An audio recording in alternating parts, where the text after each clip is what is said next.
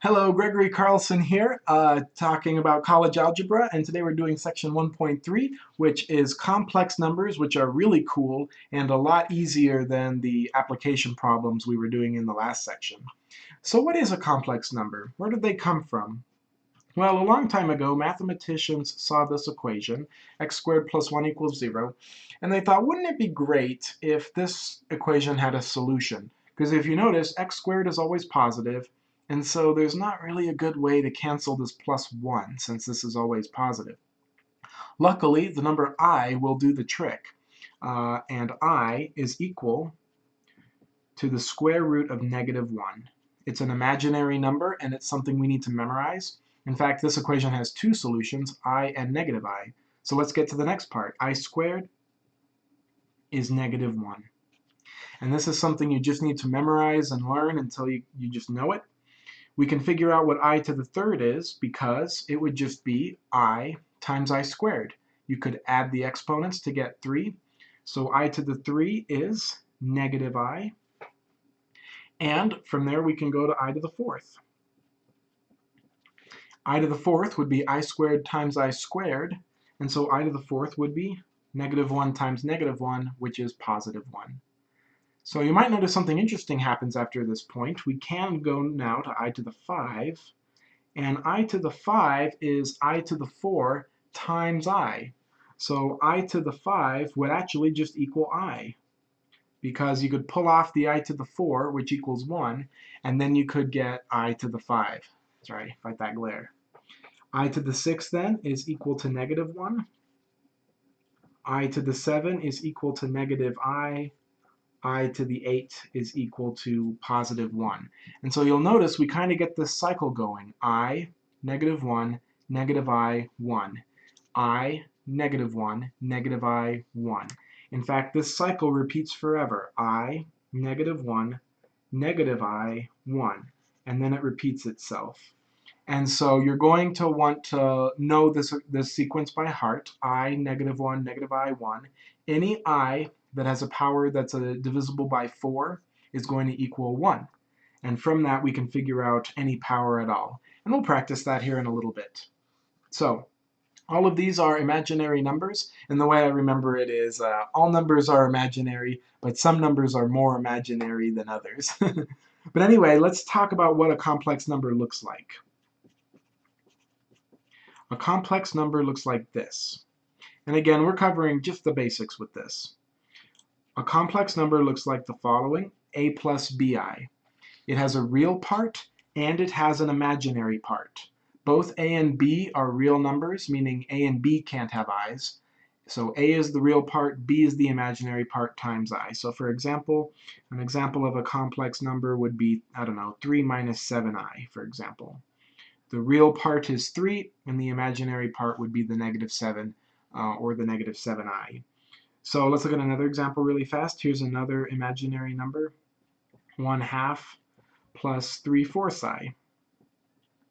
And there's another imaginary number with the real part and the complex part. So you could have put the I up here in the numerator, but I kind of like having the I just off to the side so I can see the real part and the imaginary part really easily.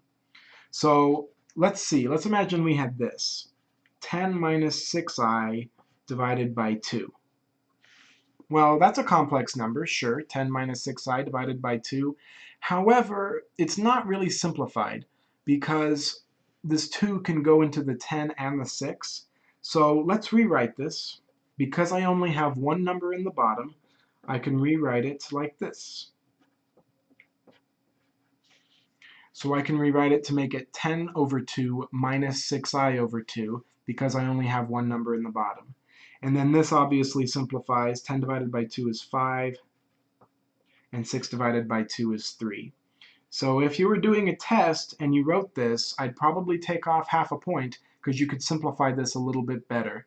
At the very least, you should write it so that the real part and the imaginary part are separated, like I did here, and you should reduce if you can. So there's one more thing to know about complex numbers, and that is how to find a complex conjugate.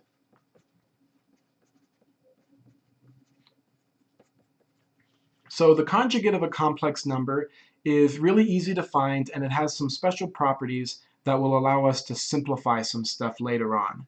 So if I have a complex number like a plus bi, the conjugate of that is a minus bi.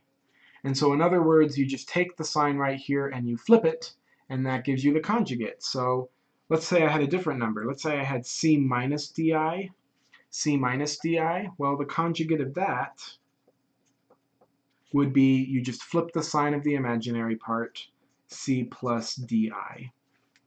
So there you go. Conjugates are really easy to find, and again, we'll use them to simplify stuff. So let's look at an example.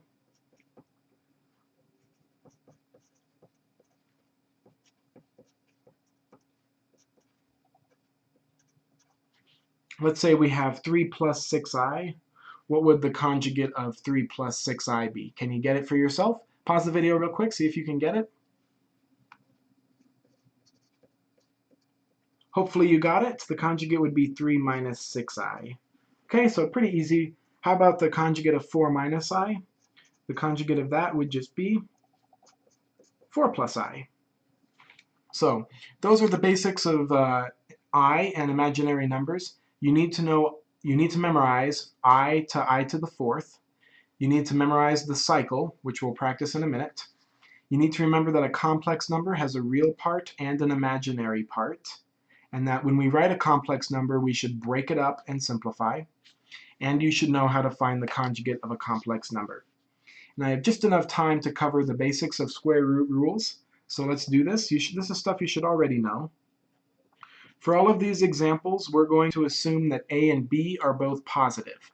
Okay, so if a and b are positive, the first square root rule is that the square root of a times the square root of b is equal to the square root of a times b. So if you have two positive numbers that are square roots, you can multiply them together inside of one square root. Or you can go the other way and break them up.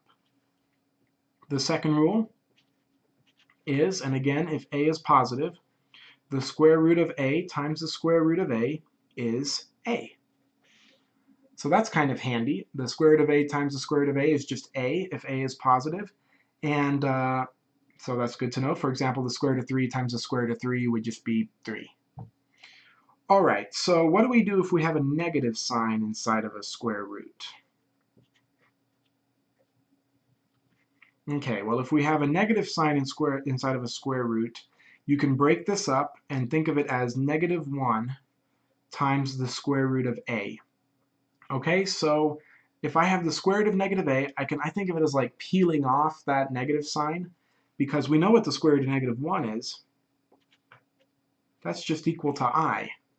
Okay, so we know what that is equal to. That's just equal to I. So I actually skip this middle step. I just go from here straight over to factoring off the negative sign if you want, factoring off the -1 to make that I right there. So let's look at an example of that actually. Here's example 1. Let's say we have the square root of -7. That's not very good to look at because that negative sign inside of the square root doesn't look nice. So let's factor that. So we can break this into the square root of -1 times the square root of 7, which is just I times the square root of 7. So again, I kind of skip this middle step. I just go straight from taking the negative sign in the square root and turning it into an I. Another thing you need to know how to do is how to reduce square roots. So let's say we have the square root of 40. We can simplify the square root because we want to make the numbers in the square roots as small as possible. So it's very helpful to know what the square numbers are. So thank you, Fact Monster, for this list. You should memorize the square numbers probably up to 15. I'd like to know that like 15 times 15 is 225. You should memorize this list just to make this a little easier to simplify square roots. So I know that the square root of 40, I know that 4 goes into it, which is a perfect square. So that's the square root of 4 times the square root of 10. And then we can zap that 4 with the square root and make it a 2. So 2 root 10 is the same number as the square root of 40, something you could check on your calculator.